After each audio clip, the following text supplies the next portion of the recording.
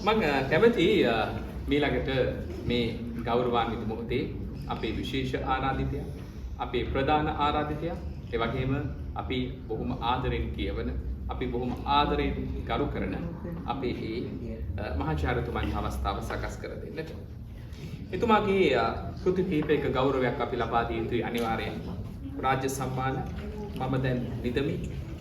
අටවක පුත්තු 2008 රාජ්‍ය සම්මාන, අර මිහිරි සීනු නාදය විද්‍යෝදය සම්මාන 2015, 2013 කුරුළු හදවත ස්වර්ණ පුස්තක විද්‍යෝදය සම්මාන, ඒ වගේම 2016 ආපකාලික ස්වර්ණ පුස්තක සම්මානය, ඒ වගේම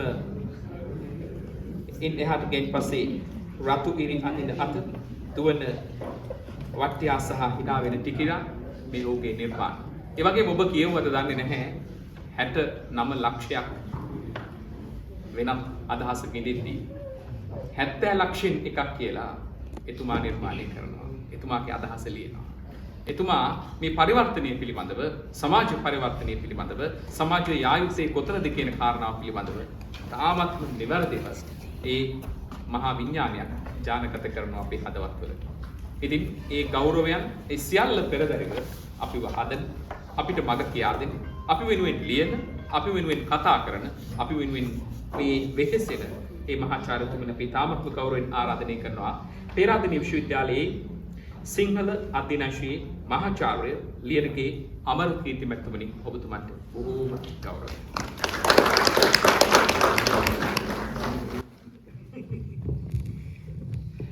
බොහොම ස්තුතියි ඒ හැඳින්වීමට. සියලු දෙනාගෙන්ම අවසරයි. ප්‍රසන්නගේ මාව, විමුක්තිගේ මාව සහ පියා ඇතුළු සියලු දෙනාගෙන්ම අවසරයි. මම මයික්‍රොෆෝන් පාවිච්චි කරන්න හිතුවේ කාරණා දෙකක් නිසා. එකක්, මට හුඟක් වෙලා උස්සලින් කතා කරන්න අමාරුයි. අනිත් එක, මම මේ පොතේ තෝරගත්තු කොටස් කීපයක් කියවනවා. ඒවාගේ වචන කාටත් හොඳට ඇහෙන්නට අවශ්‍යයි කියලා මම හිතනවා. ප්‍රින්ස් සේනාධීර අපි ඔහු ප්‍රින්ස් මල්ලි කියලා අපි කියන්නේ. මොකද අපි එක විශ්වවිද්‍යාලයේ එක කාලෙක ඉගෙන ගත්ත නිසා ලේකම් අමාත්‍යාංශ ලේකම් කමුණා වුණා. ප්‍රින්ස් මල්ලි කිව්වා වගේ මේක සෑහෙන වැදගත් පොතක්. ඒ වැදගත්කම ඇයි කියලා මම කියන්න උත්සාහ කරනවා ටික වෙලාවක් අරගෙන. ප්‍රින්ස්ට අද තිබුණා ගොඩගේ සාහිත්‍ය සම්මාන උළෙලේ ප්‍රධාන ආරාධිතයෝ දෙන්නගෙන් එක්කෙනෙක් විදිහට යන්න. ඔහු ඒ වෙනුවට තෝරගත්ත රසාගේ මේ දොරට වැඩුණා. ඒ ගොඩගේ සාහිත්‍ය උත්සවයේ ප්‍රභේද දෙකකට මගේ පොත් අවසාන වටේට ඇවිල්ලා මටත් අද කොළඹ යන්න තිබුණා. මමත් තෝරගත්ත රසාව. අත්පොළ සන්නාදයේ මම රසායන තෝර ගැනීම වෙනුවෙන් අර කතෑරීම සම්බන්ධයෙන් නෙවෙයි, මම ඒ වගේ නොගින් ඉඳලා තියෙනවා කොනතරම්. ඒකට එක හේතුවක් තියෙනවා, හරි ලස්සන හේතුවක්. මම හැදුනේ වැඩුනේ සිංහල, මුස්ලිම්, දෙමළ අවුල් ඉන්න පරිසරයක. අපේ ඉස්සරහා මුස්ලිම් ගෙදරක්, පිටිපස්සෙන් මුස්ලිම් ගෙදරක්. ඉස්සරහම කියන්නේ නිකන් ඩයගොනලි ඔපොසිට් ඔෆ් ඒ වගේ. මේ කෝණයෙන් මුස්ලිම් ගෙදරක්, පිටිපස්සෙන් මුස්ලිම් ගෙදරක. අපි සිංහල, මුස්ලිම්, දෙමළ අය එකට ජීවත් වුණේ. ඔන්න එක සැරයක් 2004 මේක මම දැක්කේ නැහැ. මගේ නංගි කිව්වේ. මම එයා අර පාසල් ගුරු උපදේශකවරියක්. එයාගේ අත්දැකීම 2004 සුනාමියෙන් පස්සේ අපේ ඉන්න ඉර්ෆාන් මල්ලි කියලා එයා විවාහ වුණා. ඔහම ලාබාල ගිරිඳක් ත්‍රිකුණාමලී පැත්තෙන් ඇවිල්ලා අපේ ගමට ආවේ. කුරුමෑගල වැල්ලව කියන ගමේ. ඒ ලාබාල බිරිඳ කොතර ලාබාලද කියනවනම් එයාගේ සාමාන්‍ය පෙළ ප්‍රතිඵල ආවේ විවාහලා ආවට පස්සේ. ඒ තරම් ලාබාලයි මේ ඉර්ෆාන් මල්ලිගේ බිරිඳ. පස්සේ ඇගේ ත්‍රිකුණාමලී පැත්තේ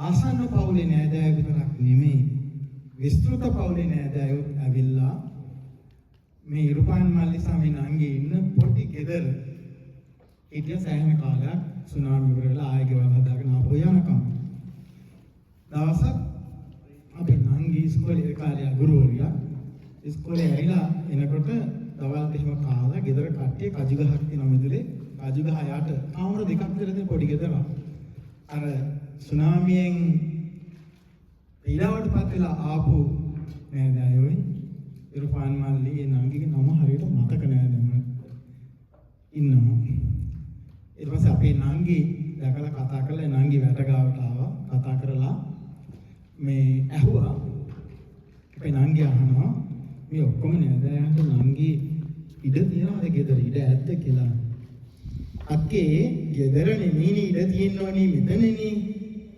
කියලා කිව්වා ඊට පස්සේ ඉතේ අක්කේ තියෙනවනේ ඉඩ ඉතේ කියලා කිව්වා ඒක අපි නංගිට තාම කටපාඩම් අද මේ තාම කටපාඩම් ඒක මට කිව්වා විශේෂයෙන් කිව්වා ඊගාම කිව්වා එයා මගේ නංගි කියනවා අයියේ මට උපාධි පශ්චාත් උපාධි ඔක්කොම තියෙනවා අර සාමාන්‍ය පෙළ විතරක් කරපු කෙල්ල අර කියපු කතාවේ හරය අපි ඉගෙනගෙන නැහැ නේ ඉතින් මම හිතුවා ඉතින් මම කොළඹ යනවට වඩා මගේ මෙතන ඉතේ තියෙන්න ඕනේ නේ ඉඩ රයිට් එයා වෙනුවෙන් කියලා මම ආවා රසනා වෙනුවෙන් ඉන්නනේ ඉඩ මෙතනනේ ඉතින් ඒ වගේ තමයි අපි හැදෙන්නේ වැඩුනේ. අපි ඉගෙන ගන්නවා ඒක අපි නංගි හිතනවා අපේ ගෙදර අය ඕක කතාවට ගන්නවා. ඇත්තට අපි මේ බෞද්ධ නම් ඔක්කොම කතන් නේද? අපි ඇසීතුව ප්‍රශ්නයක් නෙමෙයිනේ. නංගි මට කියනවා මට ලැජ්ජ හිතුනේ ප්‍රශ්නේ අහපු එක ගැන කියලා. ඒ වගේම තමයි අපි 2018 එතකොට අපි අඳුරන්නේ 2018 දිගන අර්බුදයේ වෙලාවේ අර්බුදය කියන්නේ සිංහල මැරයෝ දිගන මුස්ලිම් ජනතාව ත්‍රස්ත කරපු වෙලාවේ ටිකක් සංසුන් වෙන්න ඇරලා අපේ අපේ දිගන නගරේ මැද්දේ විශාල රැසක් තිබ්බා. ඒකේ දැන් ඉන්න ඇමතිවරු කීව දෙනෙක්ම කතා කරා. ජනාධිපති සහෝදරයා මමත් කතා කරා. එදා මම කිව්ව කතාවක් බුද්ධ චරිතයෙන් මෙහිම කතාවක්. ඒකේ තියෙන්නේ බුද්ධ චරිතය හරි ලස්සන කතාවක් තියෙනවා. ගොඩක් දෙනෙක් බෞද්ධය දන්නවා ඒක. ඒක කියන්නේ මෙහෙමයි. සිද්ධාර්ථ කුමාරයයි එයාගේ ඥාති සහෝදර සහෝදරියෝ කට්ටියක් දවසක් කෑම මේසේ වාඩි වෙලා නූතනාර්ථයෙන් අපි කෑම මේසේ කියමුකෝ. කෑම කනකොට සුද්ධෝදන රජුරෝ නිකන් දැනගන්නම නෙමෙයි ප්‍රශ්නේ අර යම් සංවාදයක් ඇති කරන්න අහනවා මේ මේසෙට බත් ආවේ කොහොමද කියලා. ඒකට එක කුමාරයෙක් කියනවා මුට්ටියෙන් කියලා. නෑ පළගානින් කියලා. මේ එක කුමාරයෙක් කියනවා මුට්ටියෙන් කියලා. එක කුමාරයෙක් කියනවා කුස්සියෙන් කියලා. අන්තිමට සිද්ධාර්ථ කුමාරයා කියනවා මේ මේසෙට බත් ආවේ අහවල් ගමේ අහවල් කුඹුරේ වපුරපු බීවලින් ඒ කුඹුරු හැවේ අහවල් ගමේ හදපු කමල්කාරය හදපු නගුලෙන් ඒ නගුලට මිට ගැහුවේ අහවල් ගමේ වඩුවා ඒ නිසා අපේ මේ කෑම මේසෙට බත් ඇවිල්ලා තියෙන්නේ ඕදන කියන්නේ බත් කියන එක ඒගොල්ලන්ගේ පවුලේ නම ඕදන කියන්නේ බත්නේ සුද්ධෝදන ජෝලෝත් නේ මොනවාද අන්තිමට අනික ඕදන කවුද මෙත්තෝන් නේ මෙත්තෝදන අමිතෝදන ඕදන කියන්නේ බත් ඇත්තටම ඒ පවුලට බත් සම්බන්ධයි සිද්ධාර්ථ කුමාරයාගේ කතාව කියපු ගමන් එතන හිටපු ඔක්කොටම තේරෙනවා අපේ ආහාර වේල එන්නේ විවිධ මූලාශ්‍රවල දායකත්වය ඇතුළු විවිධ මිනිස්සුන්ගේ ශ්‍රමයෙන් විවිධ මිනිස්සු නිර්මාණය කරපු දැනුමෙන් ඔය කතාව මම දිගන රැස්වීමේ කියලා කිව්වා නෝ ලිමිට් එකට ගිනි තියන්න හදන ඒක මුස්ලිම් ව්‍යාපාරිකයෙකුට අයිති කියලා. ඒක ගිනි තියන්න හදන මැරයෝ අහන්න ඕනේ තමන්ගෙන්. ඒ සාප්පුවේ විකුණන්න තබා තිබෙන කමිස වල කපු මුස්ලිම්ද, නූල් මුස්ලිම්ද, ඒවා මහපු මැෂින් මුස්ලිම්ද? ඒ 100% හැම දෙයක්ම මුස්ලිම්. නෑනේ. එතන විකුණන්න තියෙන මේ කමිසයකට දායක වෙලා තියෙනවා ජනවාර්ගික අනන්‍යතාව හිතා ගන්න බැරි. ආගමික අනන්‍යතාව හිතා ගන්න බැරි ඉතා සංකීර්ණ මනුෂ්‍ය දායකත්වයකින් තමයි එන්නේ. ඒ නිසා නූතන සමාජයේ අපි මේ ජනවාර්ගික අනන්‍යතාව මත දේශපාලනය කිරීම, ජනවාර්ගික අනන්‍යතාව මත ආර්ථික ක්‍රියාකාරකම් වල යෙදීම, සංස්කෘතික ජීවිත ගත කිරීම කළ හැකි වැඩක් නෙමෙයි, කළ යුතු වැඩකුත් නෙමෙයි. අපට සමරන්නට තිබෙන්නේ අප අද භුක්ති විඳින සියලුම දේවල් වලට දායක වී තිබෙනවා නොයෙක් ජනවර්ග වලට ආගමික පසුබිම් වලට අයිති මිනිස්සු. පුරුෂයන් සහ ස්ත්‍රීන් කියන කතාව. මේක තමයි අපේ රටේ ලස්සන සංස්කෘතික සංකීර්ණ සංස්කෘතික කලාලය පිළිබඳ කතාව. ඒ ලස්සන සිත්තම පිළිබඳ කතාව. එහි එක්තැන ගිනි තබනකොට, එහි එක්තැනකට පහර දෙනකොට අපි ඒ සමස්ත චිත්‍රයම විනාශ කරනවා. ඒ අපේ අධ්‍යාපනයට පුළුවන් විය යුතුව තිබුණා මේ සමස්ත චිත්‍රය දකින්න. අවසනාවකට අපේ අධ්‍යාපනය එහෙම කරන්නේ නිදර්ශන තියෙනවා මම නොකිය ඉන්න එකක් දෙකක්. මේ නිදර්ශන කොට ගන්නවක් නායකව තියෙනවා. අපි මේ අධ්‍යාපනිකව අපි මේ කතාව අපේ දරුවන්ට කියා නොදීම පිළිබඳ නිදර්ශන අපමණ තිබෙනවා. එවැනි පසුබිමක මට මේ පොත රසානාගේ පොත හමු වීම මගේ දේශාවනට සංගීතය වගේ ඒ තරම් මිහිරි. මොකද මේකේ තිබෙනවා මහනුවර නගරයේ පසුබිම් කරගෙන ජීවත් වුණු වැඩ කරන පාන්තික පසුබිමක සිට මධ්‍යම පාන්තික ඉහළ මධ්‍යම පාන්තික තීරුව දක්වා විහිදෙන විශාල ජනවාර්ගික සමාජ ස්තරයක තියෙන අන්තර් සංස්කෘතික සම්බන්ධතා පිළිබඳ කතාව. මේ කතාව ඇය කොයිතරම් ලස්සනට කියනවද කියන එක මම හිතන්නේ රසායනට වඩා අපිට තේරෙනවා. මේ පොත ඉතා අවාසනාවන්ත පොතක්. මේක කියවන අපි වාසනාවන්ත වුණාට මේක හරි අවාසනාවන්ත පොතක්. ඒකට හේතුව තමයි ලංකාවේ මේක නවකතා තරඟයකට දාලා දිගු ලයිස්තුගත වුණාට ඒක නවකතා තරඟයකට දාන්න වෙන්නේ අපේ රටේ සිංහල සාහිත්‍ය ක්ෂේත්‍රය තුල ශානරීය විවිධත්වය හරි අඩුයි. මේක මොන අපි ශානරය කියලා වචනයක් හදාගෙන තියෙනවා, මේ ප්‍රංශ සම්භාවයක් තියෙන ඉංග්‍රීසි වචනයක් තියෙනවා genre කියලා. GNRE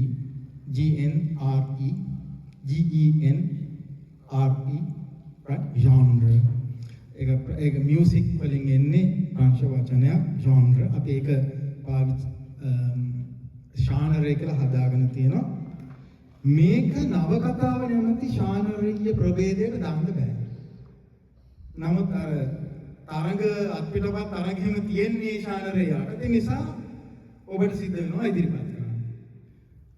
මේක මතක පොතක් හැටියට මෙමෝර් කියන ශානරය අපේ හරි අඩුයි. ඔටෝබයෝග්‍රැෆිස් ඒවත් හරි අඩුයි. ඒ නිසා මේ පොත හරි අවාසනාවන්ත පොතක්.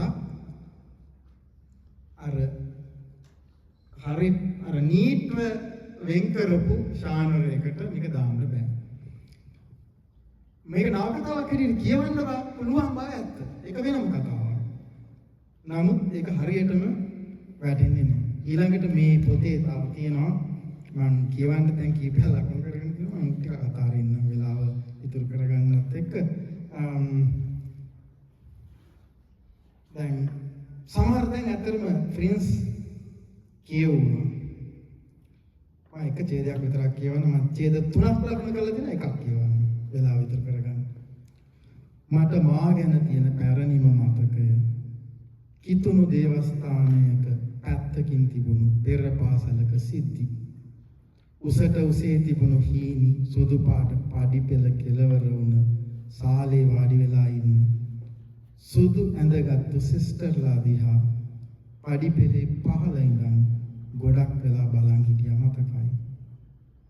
මල් නගින් වාඩි වෙලා මාව නිතරම කොණිත්තන කම්මුලේ කැපුම් පාරක කැලලක් තියෙන කාලෙලු ටිකක් මහත කොණ්ඩේ පොකුටු අජිත්ගේ රවුම් මූණ චිත්‍රයක් වගේ හිතේ තියෙනවා. ඒ වෙලාවල් වල ගොඩක් රිදුනා මතකයි. ලොකු මල් පිපෙන රෝස පඳුරු, ගෙඩි පිරුණු කාමරංගා ගහ, සීරුවට කප්පාදු කරපු කොළ පාට වැට, කළු පාට කොටු වැටුණු ලා දුඹුරු පාට කොටගවමක් ඇඳගත්තු ටීචර්, කන්‍යාරාමේ පැත්තෙන් හමන 3-5 නොදා තම්බන මස්වල අමු සුවඳ අනෙක් මතකයක්. එයා ඉතාම හොඳ ගද්‍ය රචකයෙකුට තමයි පුළුවන් අපේ ඇහැට විතරක් ලියලා මදි. හොඳ ගද්‍ය රචකයෝ ලියන්නේ ඇහැට විතරක් නෙමෙයි. අපේ ශ්‍රවණේන්ද්‍රියට, රසේන්ද්‍රියට, කනට, දිවට මේකේ සමහර තැන්වල තියෙනවා අපිට කෙලවුණන විස්තර. දිවටත් ලියන්න ඕනේ හොඳ ගද්‍ය රචකයෝ. කනටත් ලියන්න ඕනේ. Writing is like playing music, right? Prose ලියනවා කියන එක අර ජැක් රෙවෙක් නෙමෙයි කිව්වේ ට්‍රූමන් කැපෝටි, ට්‍රූමන් ඇමරිකන් රයිටර් කෙනෙක් ඉන්නවා. Jack Kerouac on the road කියන නවකතාව ලිව්ව දවස් දෙක තුනකින්. අද ඒක සැලකෙනවා. ඒකෙන් චිත්‍රපටයකුත් හදලා තියෙනවා. එක දිගට ටයිප් කරා. ඒගොල්ලෝ අනිත් එක මේ ගංජා වලට හැබැයි වෙලා හිටියේ ඒගොල්ලෝ අර බීට් ජෙනරේෂන් රයිටර්ස් ලානේ.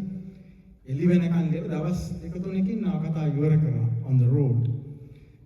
ඔය ගැන කතා කරද්දී ට්‍රූමන් කැපෝටි එහෙම නෙමෙයි තාම පරිස්සමට ලියන ලේඛකෙක්. ට්‍රූමන් කැපෝටිගෙන් එකතර විචාරකෙක් අහනවා මේ ජර්නලිස්ට් කෙනෙක් අහනවා ජැක් රෙවෙක් මෙහෙම ලිව්වා නම් ඔයා මෙච්චර කල් ඇයි ගන්නෙ ලියන්න කියලා. එතකොට ට්‍රූමන් කැපෝටි කියනවා that is typing, not writing. අර ඒ දැන් ප්‍රෝස් ලියනවා කියන එක අමාරු වැඩක්. ඒක ඊළඟට මේ පොතේ මම මෙතන ඉන්න ප්‍රියන්ත පොන්සේකා සහ මෙතන ඉන්න මම පොත් පිස්සෙක්. ඔයා වගේ පොත් පිස්සෙක්. ඒ නිසා මේ පොතේ පොත් ගැන තියෙන විස්තර මේ සාපේක්ෂ වශයෙන් ප්‍රාදේශීය නගරයක්. මහනුවර කියන්නේ ඊටාම ප්‍රාදේශීය නගරයක්. හැබැයි එතන ඉඳගෙන මුළු ලෝක සාහිත්‍යයක් ගැන ඇලියනවා. ඇයගේ පොතෙන් පේන මුස්ලිම් ජීවිතය සැලකිය යුතු තරම් ලෞකික මුස්ලිම් ජීවිතයක්. දැන් සිංහල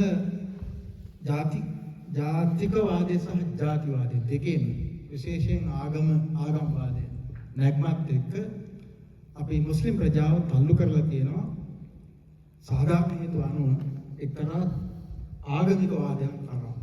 මොකද සුළු ජාතික ප්‍රජාවක් තමන්ගේ අනන්‍යතාව ගැන බිය ඇති වුණාම ඒ අය වැඩියෙන් ඒ අනන්‍යතාවයේ මූලාශ්‍රය හැටියට එයාලා සලකන තැනට තල්ලු වෙනවා. අපිම ඒක තල්ලු කරනවා. නමුත් ඊට වඩා කලින් තිබිලා තියෙන්නේ ඊටම ලෞකික මුස්ලිම් ජීවිතයක්. කොහොම නිදහස් ලිබරල් ලෞකික ජීවිතයක්. මේකේ 19 වෙනි පිටුවේ මම හිතන්නේ 19 වෙනි පිටුවේ අපිට හම්බ වෙනවා ඊටාම නූතනවාදී තාත්තා කෙනෙක්. කොහොම ලිබරල් තාත්තා කෙනෙක්. අපේ තාත්තට හරියට සිංහල කතා කරන්න බෑ. එයාගේ නුහුරු සිංහල උච්චාරණයට තම්බියාගේ සිංහල කියලා මිනිස්සු සමාජචලයට hina වෙනකොට මම හිතෙන් අඬලා තියෙනවා. එයාලා දන්නේ නැහැනේ තාත්තට කොච්චර හොඳට දෙමළයි ඉංග්‍රීසි කතා කරන්න පුළුවන්ද කියලා. එහෙම හිතලා මම හිත හදාගෙන තියෙනවා.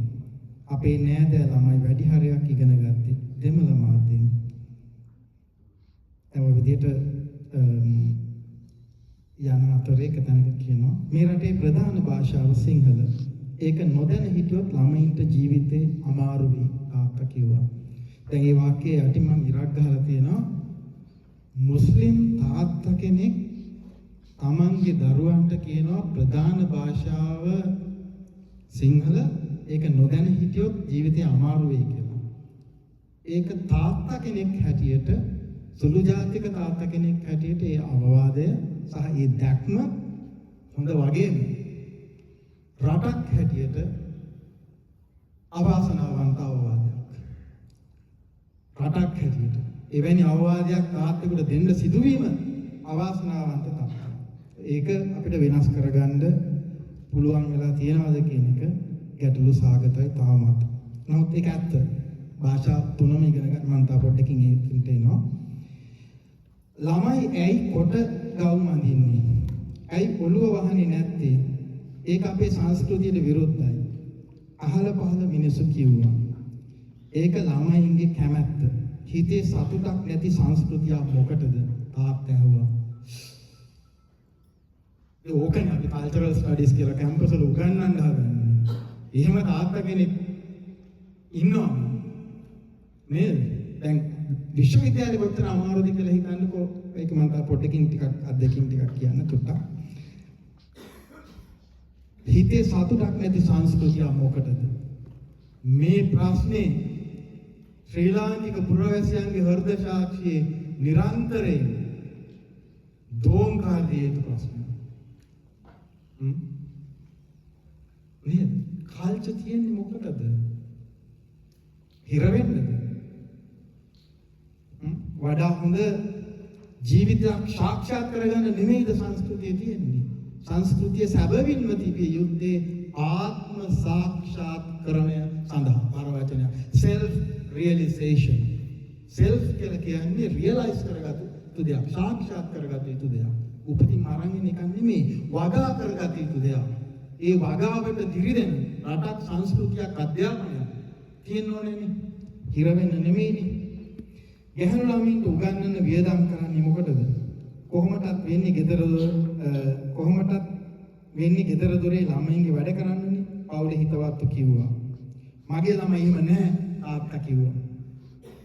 ගැහැණු ළමයින්ම 4 දෙනෙක් කොච්චර බරක්ද මිනිස්සු කිව්වා. මම හැමදාමත් එයාලව උස්සගෙන ඉන්නේ නැහැ තාත්තා උත්තර දුන්නා. මාර පාදක කෙනෙක් නේ. බ්‍රිලියන්ට්. ඒ වගේ තාත්තා කෙනෙක් ඊට පස්සේ අම්මා හම්බ වෙනවා අපිට 57 වෙනි පිටුවේ තැනකින්. සමාවෙන්න මට වෙලාව ගන්නවා නම් මේ කියන කරුණ මම හිතන්නේ අපි හිතන්න ඕන එකක්. හිතන්න ඕනේ දේවල් ටිකක්. මේකත් මම ඡේද කීපයක්ම ලකුණු කරලා තියෙන අම්මා ගැන කියන කොටස. පොඩි කාලේ දිග ගවුමක් නැත්තම් සාය හැට්ට ඇඳලා ෂෝල් එකක් කරේ දාගත්තු අම්මා පස්සේ සාරියක් අඳින්න ගත්තා. එයාගේ සහෝදරියෝ නෑදෑ වෙන ගෑනු ළමයි වුණත් එහෙමයි. ගමනක් යනකොට සමහරු සාරි පොටෙන් උරහිස් ඔළුව වහගත්තා. ඒ කාලේ හිජාබ් පර්දා කියන ශරීරයේ සම්පූර්ණයෙන් වැහෙන ඇඳුම් තිබුණේ නැහැ.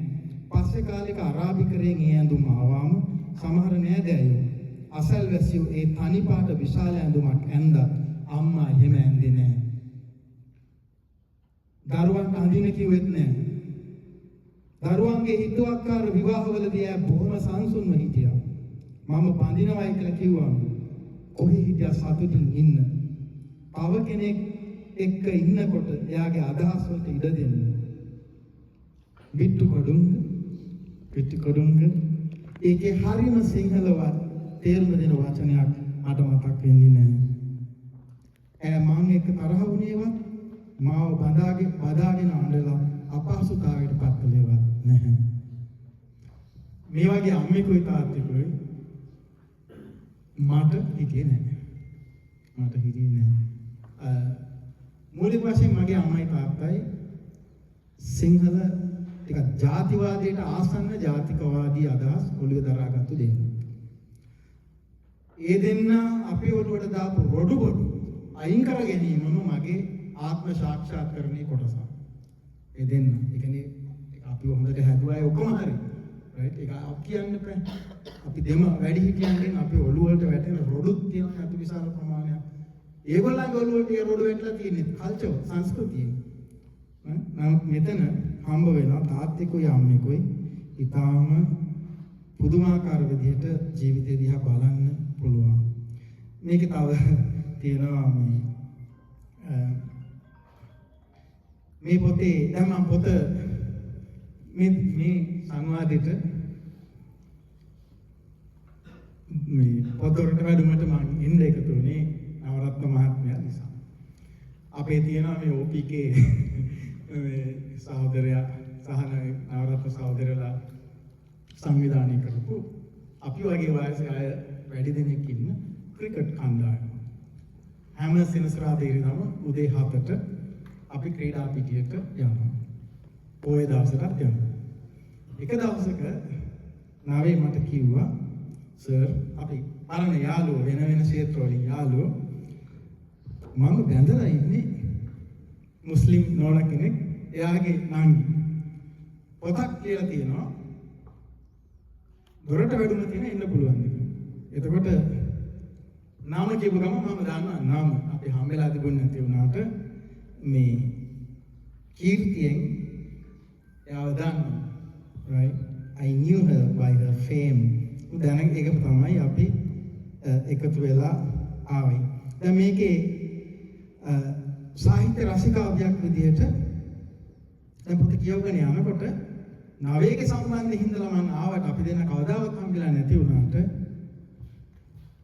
මේ පොතේ එක තැනක තියෙනවා මෙයා අර වසිලිස් ලස්සන වසිලිස් අයෝමයක් ගුරු ගීතයේද සැබෑ මිනිසෙකුගේ කතාවක් කරන්නේ ඔක්කොම ASCII පෙරාදෙනී අදත් මට නිතර දෙවේලේ කතා බහ කරන්න මගේ විශ්වවිද්‍යාල ආචාර්යවරු අතරවත් කෙනෙක් නෑ of human bondage ගැන කතා කරා. මම පොත අරගෙන ආවා ඔයාගේ අස්සනා ගන්න පළවෙනි පිටුවට. මට මම සමසෙට් මොම් ගොඩාක් කියවලා තියෙනවා. මේක එයාගේ පළවෙනි මාස්ටර්පීස් එක හැටියට සැලකෙන්නේ. දැන් පෙරදින විශ්වවිද්‍යාලේ මම අවුරුදු ඉන්නවා 18ක් විතර. මට ඉංග්‍රීසි අංශකින් එක්කෙනෙක් හම්බෙලා තියෙනවා සමසෙට් මොම් විශේෂයෙන් of human bondage ගැන කතා කරන්නේ. මට මේ පොත ගැන ඔයාගේ පොතේ තියෙනවා දැකලා මට හිතුණා මෙයාව ගිහලා බලන්න. ඔයාගේ අසන ඕනේ මට පොතේ. මට දෙන්නෙක් ඉන්නවා. මමයි ඔයයි.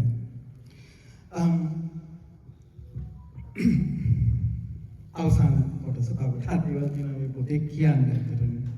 මේ පොතට අපි ඒ අවාසනාව උරුම කළ දෙන්න නරකයි. අවාසනාව තමයි මෙහෙම පොත් ප්‍රභේදයක් genre එකක් සිංහලෙන් එච්චර නැහැ. ඒ නිසා සිද්ධ වෙන අවාසනාවෙන් අපි මේ පොත ගලව ගන්න ඕනේ. මෙවැනි සංවාද වලදී මේ පොත අපි බෙදා හදාගෙනයි. අමර්ත්‍ය සෙන් ඉන්දියානු නොබෙල් ත්‍යාගලාභී ආර්ථික විද්‍යාඥයා ඔහු පොත් ගොඩක් තියලා දෙන එක පොතක් තමයි Identity and Violence පොඩි පොත. ඒකේ එක තැනක ඔහු කියනවා අපි හිතනවා නම් මිනිස්සු කවුරු හරි හිතනවා නම් අපිට වැදගත් එකම අනන්‍යතාව ජනවාදික අනන්‍යතාව කියලා ඒක ඊටාම දුප්පත් චින්තනයක්. අපි හිතනවා නම් අපිට වැදගත් එකම අනන්‍යතාව ආගමික අනන්‍යතාව කියලා ඒක ඊටාම දුප්පත් චින්තනයක්. මිනිස්සු එහෙම නෙවෙයි. අපි බහුවිධ අනන්‍යතා ඒ සංදර්භවලදී බහුවිධ අනන්‍යතාවලට සුඛනම්‍ය ආකාරයෙන් මාරු විය හැකි පිරිසක්. අපිට අවශ්‍ය එහෙම පිරිසක්. අපි පන්සලේදී බැතිමත් බෞද්ධයෝ. නේද? පුස්තකාලයේදී සාහිත්‍ය රසිකයෝ. දැන් මෙයාට වැදගත් උනේ අපේ ලේඛිකාව රසානාට වැදගත් උනේ මුස්ලිම් අනන්‍යතාව විතරයි නම් ඇය සිංහලෙන් පොතක් ලියන්න හිතන්නේවත් නැහැ. නෑ දැන් අනන්‍යතාව දෙකක් තියෙනවා. ජනවාර්ගික වශයෙන් මුස්ලිම් සිංහල භාෂාවෙන් පොත් ලියන ලේඛිකාවක් හැටියට අනන්‍යතාව වැදගත් නැද්ද? පරිපාලන නිලධාරිනියක් විදියට අනන්‍යතාව වැදගත් නැද්ද? පේරාදෙණි විශ්වවිද්‍යාලයේ උපාධිධාරිනියක් විදියට අනන්‍යතාව වැදගත් නැද්ද? නේ? මුස්ලිම් ජනවාර්ගික අනන්‍යතාවත් සමග මට ඇත්තේ දුරස්ත සම්බන්ධයක් වුණා. සමසෙට් මෝම් රසිකයෝ හැටියට අපි දෙන්නාගේ අනන්‍යතාව සමපාතයි. අපිට අවශ්‍ය වෙන්නේ පුරවැසියෝ විවිධ අවශ්‍යතාවල විවිධ අනන්‍යතාවලට මාරු වෙමින් ජීවත් වීමේ හැකියාව. ඒකට අපි ඉංග්‍රීසියෙන් වචනයක් කියනවා කොස්මොපොලිටන් කියලා. ඒකට තියෙන්නේ බර සිංහල වචනයක් සර්ව භෞමික. ඒකේ මූලික අදහස තමයි කොස්මොපොලිටන් පුද්ගලයෙක් කියලා කියන්නේ එක භාෂාවකට වැඩි කතා කිරීමේ හැකියාව තියෙන විවිධ සංස්කෘති ඉදිරියේ තර්ජනයට ගර්ජනයට ලක් නොවි සුඛනාමයේ හැටියට විවිධ සංස්කෘතික අනන්‍යතා ඉදිරියේ සංස්කෘතික වෙනස්කම් ඉදිරියේ හැසිරීමේ සුඛනාමයේ හැකියාව. Cosmopolitan person is not threatened in the presence of cultural difference. Right? අපේ අති බහුතරයක් මිනිස්සු විශේෂයෙන් ජාතිවාදීෝ තමන්ට වඩා වෙනස් මිනිස්සු දැක්කහම තර්ජනයට ගර්ජනයට භීතියට පත් වෙනවා. ත්‍රස්ත වෙනවා. එහෙම අය තමයි ගෙවල් පල්ලි අරගෙන ගිනි තියන්න යන්නේ. අපිට අවශ්‍ය එහෙම පුරවැසියෝ නෙවෙයි. පන්සලේදී බෞද්ධයෝ විදියට ඉන්න අනික් තැන්වලදී ඒ සංස්කෘතික පරිසරයට ගැළපෙන විදියට ඉන්න එක භාෂාවකින් සිංහල සාහිත්‍ය කියවන්න තව භාෂාවකින් සමසෙට් මෝම් කියවන්න පුළුවන් මිනිස්සු. ඒ බොරුව තමයි මම හිතන්නේ මහනුවර නගරය ගැන මමත් ටිකක් ලියලා තියෙනවා. මහනුවර නගරය කියලා කියන්නේ එවැනි සර්වභෞමික ජීවිතයක් පුරුදු වෙන්න පුළුවන් තැනක්. එක කාලෙක. දැන් එන්නේ ඒක අඩු වෙනවද කියන එක අපි ටිකක් හිතන්න ඕනේ දෙයක්. ඉතින් නොනවරේ මහතුරුනි අපිට පුළුවන් වෙන්න ඕනේ අපේ අනන්‍යතා අපේ ශරීරයේ මත ඒ තරම් ඝනට ඇලඳගන්නේ නැතුව ඉන්න. අපේ ශරීරයේ මත ඇඳුමින් පැළඳුමින් ඩොට් එකකින් නළලේ ගාන ඉරි වලින් මොන වගේන් හරි අපේ ආගමික ජනවාර්ගික අනන්‍යතා අපේ ශරීරයේ මත අනවශ්‍ය තරම් අධ්‍යවධාරණය කරමින් ප්‍රදර්ශනය කරන්න අවශ්‍ය නැහැ. නේද? ඒක තමයි අපිට අවශ්‍ය වෙන පුරුව. ඒකෙන් අපි අයත් සංස්කෘතික අනන්‍යතා වලට හානියක් වෙන්නේ නැහැ. ප්‍රින්ස් කිව්වා මේ සහකම්පනය පිළිබඳ මේ පොතෙන් ලැබෙන පාඩම හරි වැදගත් පාඩමක්.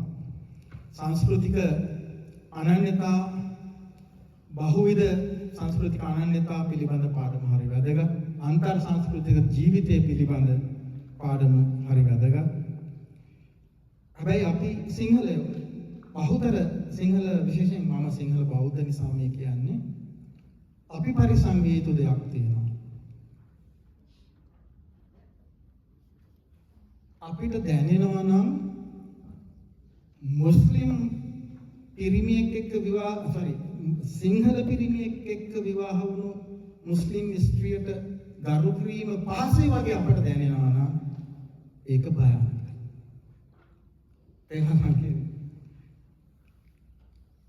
එන්නද ආගියුන්ට දැන් නේද අපිට දැනෙනවා නම් ඒ කියන්නේ එයා අපිට කිට්ටුයි කියලා හිතාගෙන රසායනට ගරු කරන එක ලේසි වැඩක්. අපිට පුරුදු යුත්තේ ඇත්ත ජනවාර්ගික ගෞරවය තමයි. සංස්කෘතික වෙනසට ගරු කිරීම කියලා කියන්නේ මුස්ලිම් මිනිස්සු 100% මුස්ලිම් විදිහට ඉන්නකොටත් ගරු කිරීමේ හැකියාව. right? ඒ හැකියාව පුරුදු කරන්න. හැබැයි ඒකේ ගොඩක්වත් මම අඩු තාක්ෂේර කරන්නේ අන්තර් ජනවර්ග දෙකක් අතර ආදර සම්බන්ධකම්, මිත්‍ර සම්බන්ධකම්, විවාහ සම්බන්ධකම්. හැබැයි මුස්ලිම් අයට ගරු කිරීම සඳහා අපි ජනවර්ග දෙකක් අතර විවාහ ආදර සම්බන්ධතාවම ඉල්ලා සිටිනවා නම් ඒකේ මුලක් ජාතිවාදයමයි. ඒ ටිකක් පරිස්සම් වෙන්න දෙයක්. ඉතින් ඒ නිසා අපි අර මේවා සහ කම්පැනියෙන් විසඳන්න පුළුවන් ප්‍රශ්න විතරක් නෙවෙයි. මම ඒකදී ප්‍රින්ස් හිටියා නම් හොඳයි අමාත්‍යාංශ ලේකයා ඉතින් මම කියන්නේ හිටියේ. සාෆි ඇලෝපිය නාල ප්‍රශ්න වෙලාවේ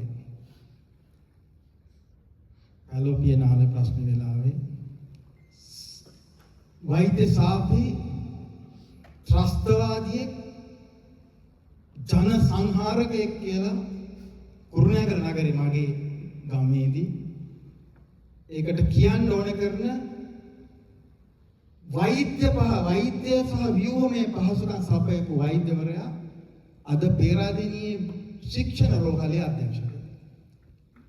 මම නලින්දට එක ආගියු කරලා තියෙනවා, හංසක එක ආගියු කරලා තියෙනවා වෛද්‍ය ශිෂ්‍යෝ පුහුණු කරන තැන දිසා වීරබණ්ඩාර.